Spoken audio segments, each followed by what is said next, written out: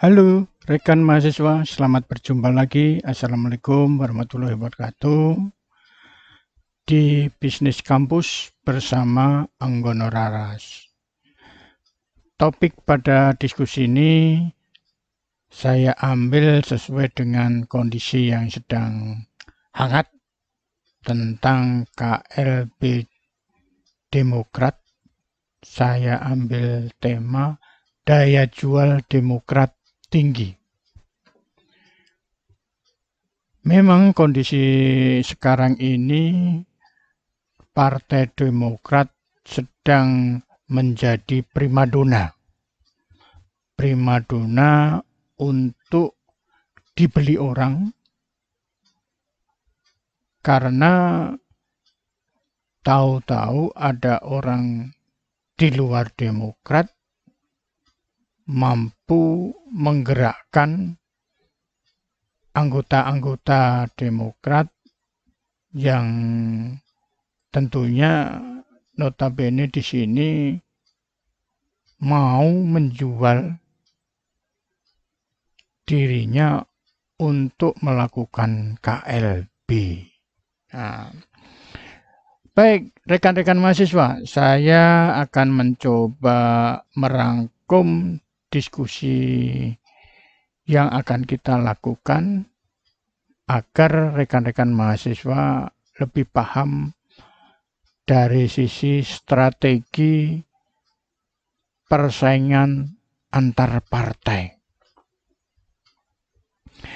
Kalau kita melihat persaingan antar partai yang ada saat ini yang sedang bersaing, ada beberapa partai yang sekarang ada di dalam pemerintahan maupun di luar pemerintahan.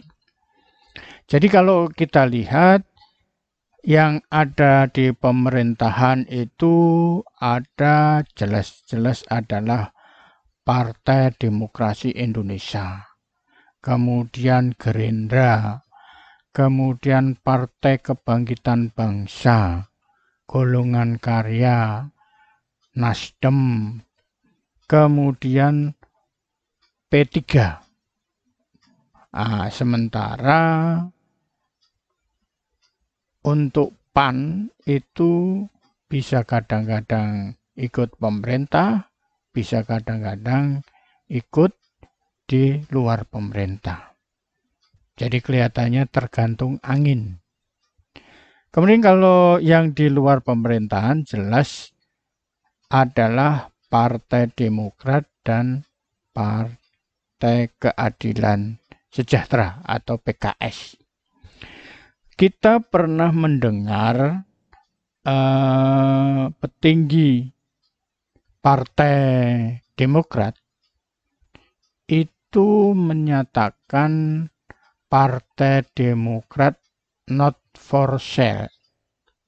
Jadi kalau kita pahami di sini mengapa SBY itu mengucapkan Partai Demokrat not for sale. Karena kalau Partai Demokrat not for sale itu tentunya tidak akan ikut di dalam persaingan antar partai. Karena persaingan antar partai itu kalau diibaratkan adalah pasar. Pasar tempat menjual dagangan. Jadi dagangan-dagangan yang dijual Partai Demokrat atau partai-partai yang lain adalah dagangan dalam bentuk partai. Jadi saya mencoba menyikapi apa maksudnya kata not for sale. Karena kalau tidak dijual, ya artinya tidak ikut di dalam persaingan antar partai. Kalau menurut saya, bahwa yang dimaksud dengan not for sale tadi adalah khusus untuk kasus KLB. Jadi kalau kita melihat perkembangan situasi sehingga bisa mendudukkan orang, mengumpulkan orang untuk melakukan KLB, itu kan tentunya membutuhkan biaya yang tinggi. Jadi itu adalah biaya jual atau ongkos membeli daripada KLB tadi. Maka kemungkinan besar yang dimaksud SBY untuk mengatakan not for sale tadi bukan untuk tidak ikut persaingan antar partai di dalam menuju 2024, tetapi khusus untuk KLB tadi. Kemungkinannya begitu. Mari kita lihat perolehan suara Pilpres 2019. Kalau hasil terakhir dari KPU tadi menyebutkan bahwa koalisi PDIP memperoleh angka 55,5%, sementara koalisi Gerindra itu memperoleh 44,5%. Kita melihat artinya di situ yang jadi pemenang adalah koalisi daripada PDIP. Tetapi perkembangan saat ini sudah tidak ada koalisi lagi, karena koalisi Gerindra itu sudah bergabung di dalam pemerintahannya, di mana Prabowo sekarang menjadi Menhan, kemudian si Sandiaga Uno sudah menjadi Menteri Transportasi. Ya, ini artinya di sini pemerintah sekarang itu sudah kuat sekali, sudah tidak ada oposisi lagi. Apa yang diinginkan, apa yang dilakukan oleh pemerintah tidak akan ada yang mengganggu. Di situ. Jadi artinya apa yang diinginkan pemerintah, baik dia mau membeli atau menjual, ya sah-sah saja. Artinya sudah nggak ada yang menghalangi, karena kita lihat yang dapat menghalangi pemerintah adalah DPR. Mari kita lihat usulan atau susunan daripada kursi DPR. Perolehan kursi DPR di 2019 jumlahnya itu adalah 575 kursi. Di mana kita lihat PDIP memperoleh 128 kursi. Itu sama dengan 22%.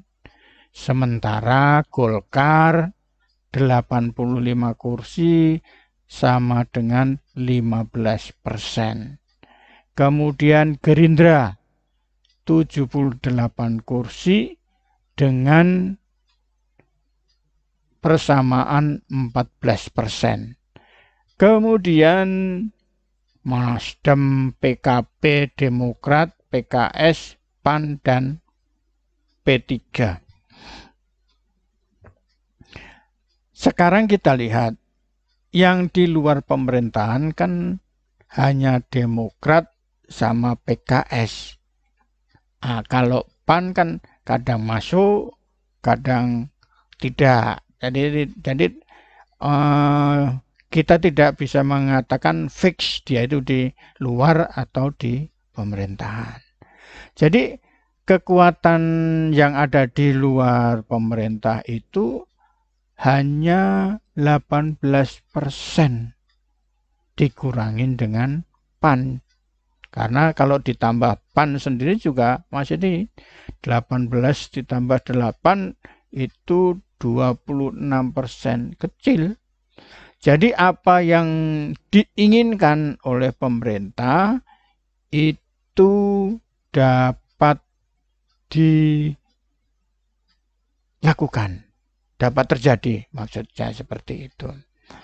Kemudian kita melihat kemungkinan yang terjadi adanya partai baru. Partai baru.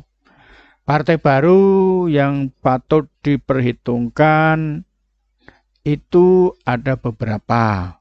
Kalau kita melihat ini yang orang-orang yang sudah pernah muncul adalah Partai Umat. Partai Umat itu polesannya Amin Rais. Kemudian Partai Gelora, Fahri Hamzah. Kemudian Parkindo. Kemudian Partai Indonesia Terang dan Partai Masyumi. Nah, ini perlu diperhitungkan, tetapi tidak membutuhkan ibarat kata mereka itu kan produk baru, barang baru.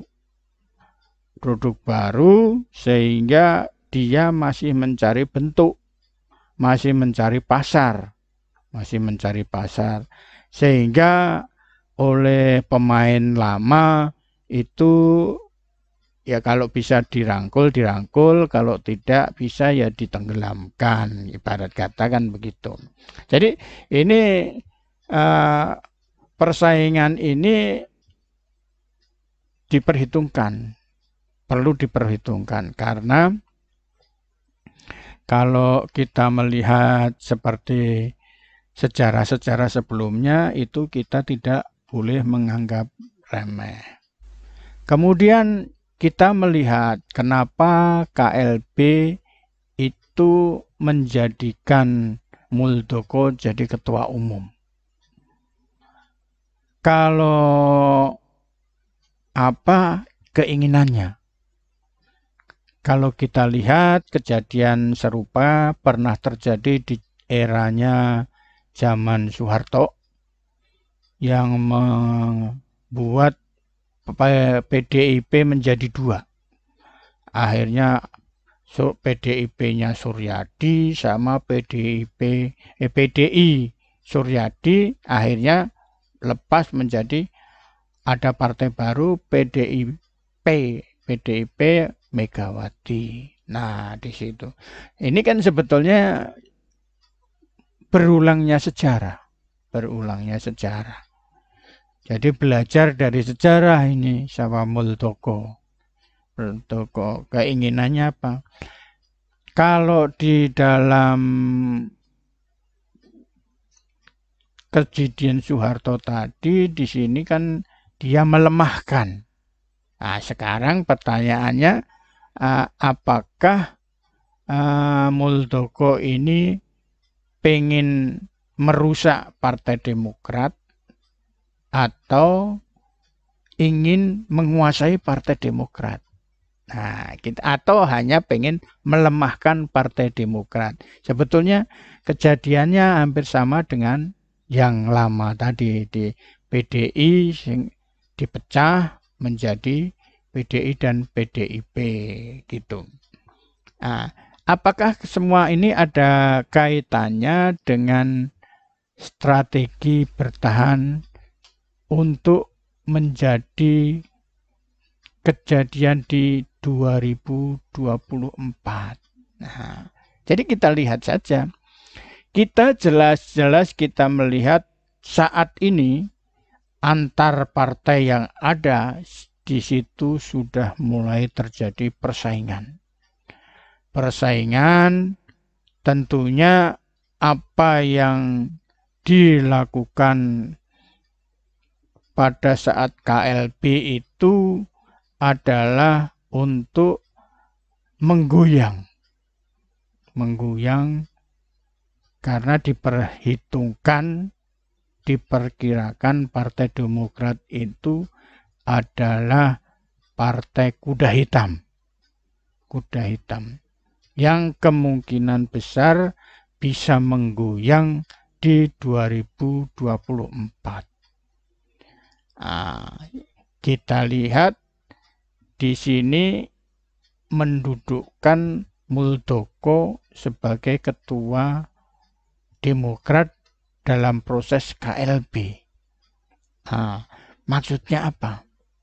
Sementara kita tahu bahwa di PDIP sekarang ini ada namanya putra mahkota yang sekarang menjadi ketua DPR. Nah, apakah ini akan disandingkan atau apa? Ya, mari kita lihat untuk memperkuat daripada yang jelas dengan adanya KLB ini Demokrat menjadi energinya terperas.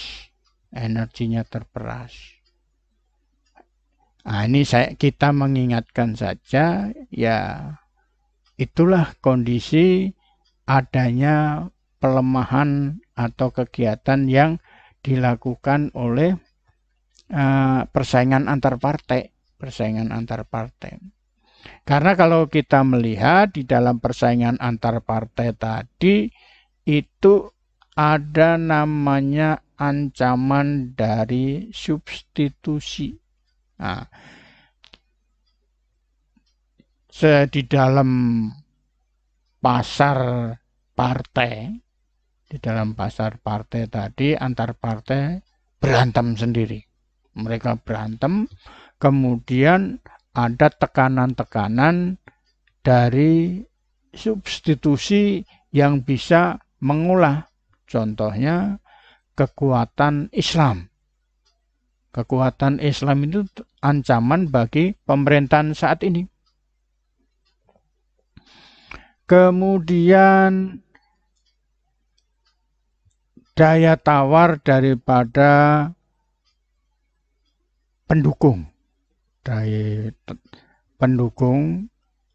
Yaitu dari daya tawar dari pembeli. Pembeli itu adalah rakyat.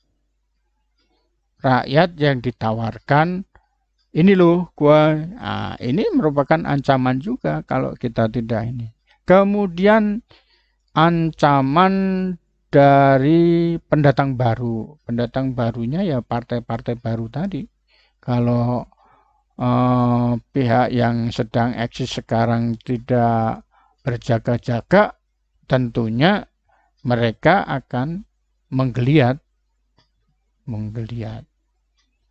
Dan yang lama bisa tersingkir.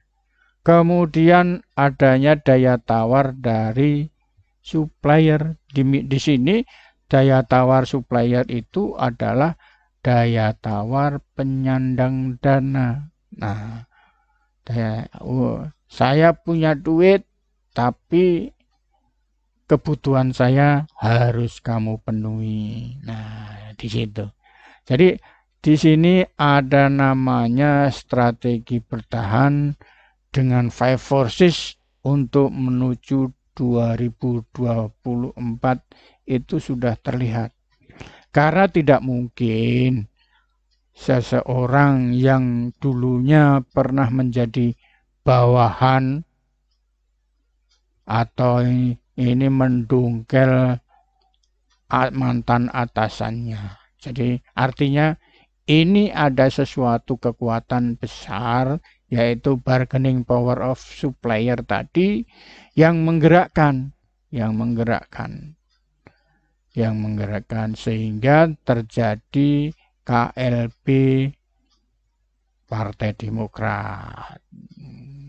Jadi itu kira-kira, mudah-mudahan rekan-rekan mahasiswa dapat memahami dan bermanfaat. Daya jual Demokrat tinggi. Jangan lupa like, subscribe, dan lonceng. Saksikan video berikutnya bersama Bisnis Kampus. Terima kasih.